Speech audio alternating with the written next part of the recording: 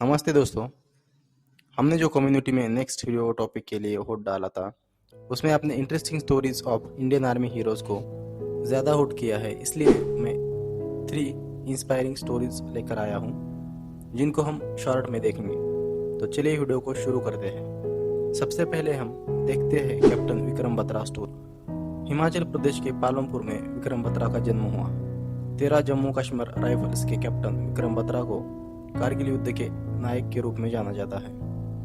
उन्होंने कश्मीर में सबसे कठिन युद्ध अभियानों में से एक का नेतृत्व किया और उन्हें शेरशाह भी कहा गया। उन्होंने पीक 5140 पर पुनः कब्जा करने में महत्वपूर्ण भूमिका निभाई, जो 17,000 फीट की ऊंचाई पर स्थित है। इस मिशन के दौरान बत्रा गंभीर रूप से घायल हो गए, लेकिन फिर भी करीबी मुकाबले में 3 दुश्मन सैनिकों को मारने में कामयाब रहे।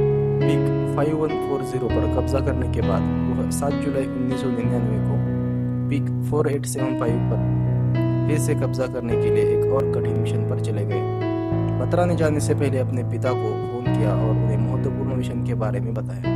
उन्हें शायद ही पता था कि यह घर पर उनकी आखिरी कॉल होगी। यह भारतीय सेना द्वारा किए गए सबसे कठिन अभियानों में से एक था, क्योंकि पाकिस्तानी सेना 16,000 फीट की ऊंचाई पर चोटी से ऊपर बैठी थी और चढ़ाई का ढलान 80 डिग्री था।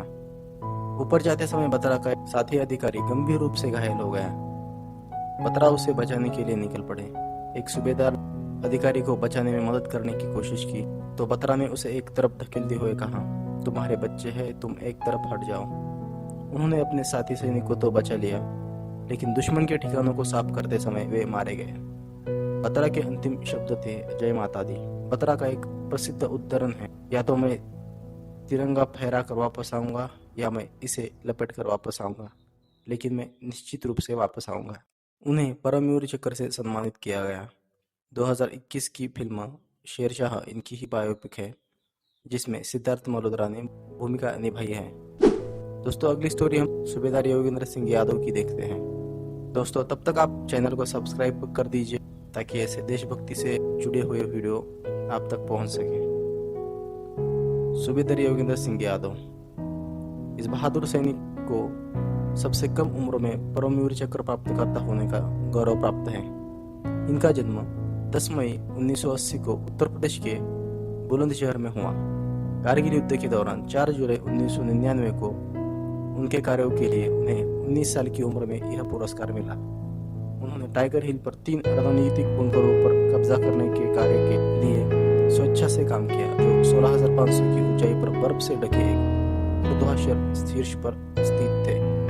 फिर ऊंची चट्टान का चेहरा। वह रस्सी के सहारे ऊंची चट्टान पर चढ़ रहे थे, तभी दुश्मन के बंकर ने रॉकेट दागना शुरू कर दिया।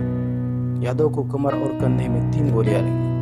गंभीर रूप से घायल होने के बावजूद यादव चढ़ते रहे और चट्टान के शीर्ष तक पहुंचने के लिए शेष 60 फीट की दूरी पूरी की। अत्यधिक दर्द में होने के बावजूद यादव रेंगते हुए दुश्मन के पहले बंकर पर पहुंचे और ग्रेनेड फेंका, जिससे 4 पाकिस्तानी सैनिक मारे गए और दुश्मन की गोलीबारी पर काबू पा लिया।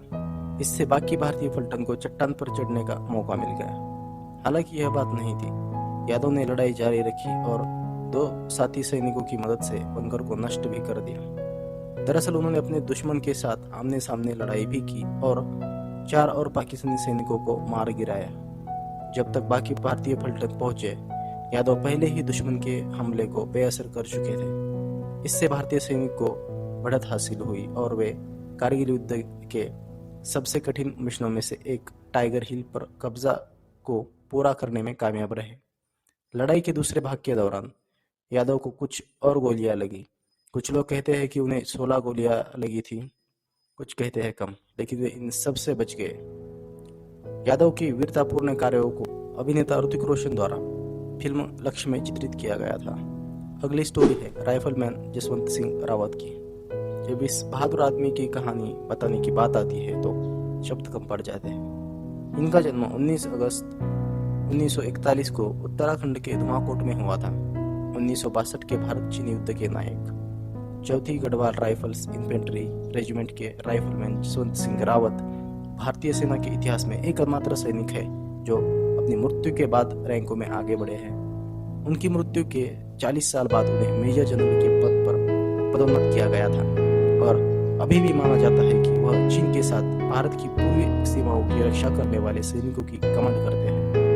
1962 के युद्ध के दौरान नूरानांग की लड़ाई में चीनियों के खिलाफ भारी क्षति के कारण सैनिकों को जल्द से जल्द अपनी पोस्ट खाली करने का आदेश दिया गया था, लेकिन जसवंत ने अपना स्थान नहीं छोड़ा और अन्य सैनिकों के चले जाने के बाद भी लड़ते रहे। रावत की मदद सेला और नूरा नाम की दो मोनपा आदिवासी लड़कियों ने की।